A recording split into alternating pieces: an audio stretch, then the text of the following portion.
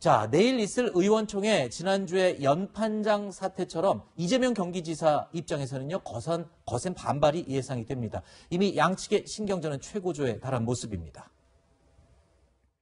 마스크 쓰고 집합금지가 된 상태에서 이제 경선하니까 사실 당원과 유권자들이 참여해서 서로 모이고 토론하고 하는 활발한 경선이 되게 어려워요. 그러니까 민주적인 경선이 되게 쉽지가 않습니다. 그런데 지금 백신 접종 상황을 볼 때 9월이면 이제 집단 면역 가능성이 있고 10월, 11월이면 마스크 벗고 집합금지가 거의 해소된 그런 상황의 가능성이 있다고 얘기를 하니 그 점에 대한 판단을 한번 해보자는 거예요.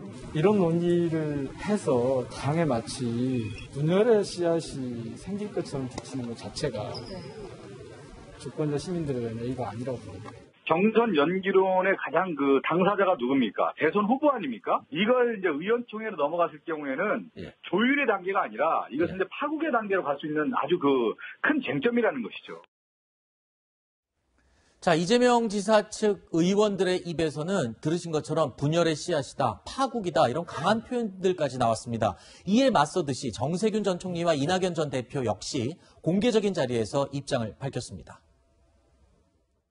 송영길 당대표는 보도를 보면요, 원칙론을 고수하는 것 같습니다. 보니까 내일 원칙론이라는 게 당은 당규에 맞아야 이 원칙론이죠. 지금 이 경선 시기 조절하는 것은 당헌 개정 사항이 아니에요. 당무회의 의결 사항입니다. 경선과 관련해서 당내에서 여러 충정과 충정이 함께 분출되는 상황입니다. 약간 날선 언사도 나오는 것 같습니다만 우리가 동지에게 쓸 수 있는 말을 뛰어넘지 말았으면 좋겠다. 이런 부탁의 말씀을 드립니다. 자, 정세균 전 총리와 이낙연 전 대표는요, 나란히 이 지사를 겨냥한 발언을 내놨는데요. 코로나19 백신 접종 상황을 이유로 들면서 한쪽은 경선을 연기해야 한다, 한쪽은 경선 연기론 논쟁 자체가 분열의 모습이다라면서 경선 연기론과 불가론이 팽팽하게 맞서고 있습니다. 이사장님, 근데 문득 이런 생각도 듭니다. 만약에 이렇게 논쟁을 하고 흥행에도 성공을 했다 말입니다. 그 이후에 이재명 지사가 1위 주자로서 통 크게 이 연기론을 갑자기 수용을 하는 경우, 그런 경우도 혹시 가능성이 있을까요? 현재 많이 열려 있는 가능성들이 있는데 이제 어쨌든 다음 주 화요일 중에 내일 중에 이제 이 문제는 이제 논란이 끝나는데요. 쟁점이 그거예요. 그러면 국민의힘 전당대회 때는 다 마스크 쓰고 했음에도 불구하고 흥행에 성공을 했잖아요.